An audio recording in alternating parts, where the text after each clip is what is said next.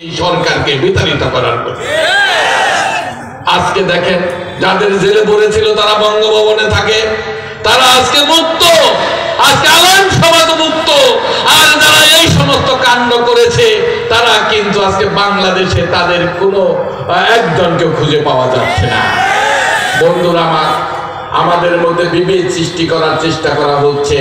বিভেদ মানেই তাদের সুবিধা। কোন অবস্থাতেই আমাদের মধ্যে বিভেদ এবং বিভক্তি সৃষ্টি করা যাবে না। আগামী দিনে যেই লড়াই আমরা করেছি, দেশে যদি একটা গণতান্ত্রিক সরকার থাকতো, জনগণের ভোটে নির্বাচিত সরকার থাকতো, সেই সরকার এমনি ভাবে নির্যাতন নিপীড়ন করার কোন অধিকার ক্ষমতা তিনি পেতেন না। কাজেই আমরা যে লড়াই করেছি অভিন্ন, তাহলে এই দেশে একটা গণতান্ত্রিক ইসলামী ভাবধারার একটা সরকার প্রতিষ্ঠা করার জন্য, ইসলামী মূল্যবোধে বিশ্বাস করে এমন একটা সরকার প্রতিষ্ঠা করার জন্য, জনগণের ভোটে নির্বাচিত একটা সরকার প্রতিষ্ঠা করার জন্য।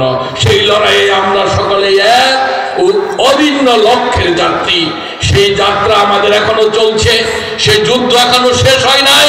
তাদের ফ্যাসিস্ট সরকারের সেই সমস্ত লোক যারা ইসলামকে, ধর্মকে, কোরআনকে নিজের মতন করে ব্যাখ্যা করার চেষ্টা করেছে বিভক্তি সৃষ্টির মধ্য দিয়ে, তারা যাতে পুনর্বহাল হওয়ার সুযোগ না পায়, আজকে জাতিকে সেই জন্য ঐক্যবদ্ধ থাকতে হবে। সেই ঐক্যবদ্ধ থাকার অনুরোধ রেখে এবং কোনোভাবেই যাতে আমরা আমাদের লক্ষ্য থেকে বিচ্যুতি না হই, আগামী জাতীয় সংসদ নির্বাচন পর্যন্ত আমাদের সেই অভিষ্ট লক্ষ্যে আমরা যাতে একসাথে লড়ি। এই চলমান যুদ্ধে আমরা যাতে কেউ কাউকে ফেলে না যাই এবং আমরা যাতে ইসলামের এই পতাকাকে সমুন্নত রেখে আমরা যাতে চলতে পারি।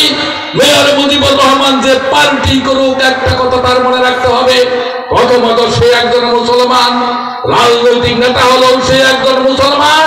এই পৃথিবীতে থেকে যখন বিদায় নিবে, একজন মুসলমান হিসাবেই নিবে এবং তার কর্মের জন্য মহান আল্লাহ তাআলার কাছে তাকে জবাব দিতে হবে।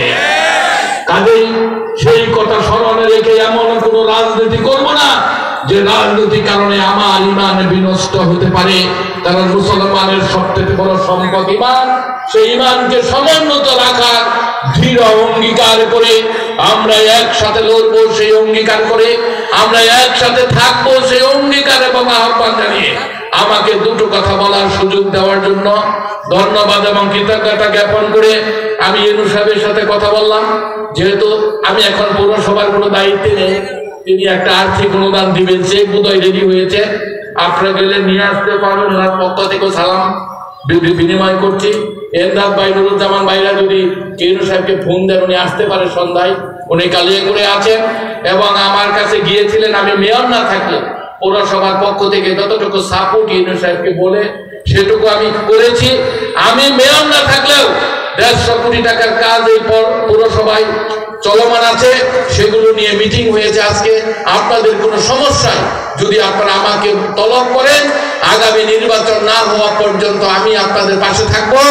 আমি সমস্যার সমাধানে আপনাদের একজন হয়ে পৌরসভাতে আপনার তদবির করে আপনি যাদের রিলিফ পান সেই প্রয়োজনীয় ব্যবস্থা গ্রহণ করার অঙ্গীকার করে আমার কথা শেষ করছি। সবাইকে ধন্যবাদ। আসসালামু আলাইকুম।